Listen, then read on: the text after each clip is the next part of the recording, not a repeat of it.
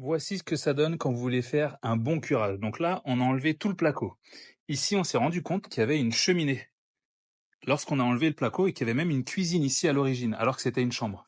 La nouvelle cheminée, celle qui était arrivée après, hop, elle est juste ici. L'avantage, c'est que vous pouvez vous rendre compte de ça. De la même manière, on s'était pas rendu compte qu'il y avait une panne qui rentrait carrément ici, et ça appartient au lot d'à côté. Les bois qui étaient ici, qui étaient rangés exactement comme ça, on les a sortis parce que on va traiter l'ensemble du bois qu'il y a ici. Et lui, on va le recycler. On ferait quelque chose de très beau, je vous montrerai plus tard. Ici, on va ouvrir et on compte en faire une porte-fenêtre. Donc l'avantage, c'est que comme on a de la brique là, ça sera beaucoup plus facile à enlever. Et ici, si vous regardez bien, on voit aussi le jour à travers ce mur. Et maintenant qu'on sait ça, on sait qu'il faudra mettre des agrafes de façon à renforcer ici et mettre une bonne isolation pour éviter que le froid ne passe. Je vous rappelle que cette maison, elle date de 1762, c'est-à-dire avant la Révolution française, et elle est toujours debout. Et pour les autres, vous vous abonnez.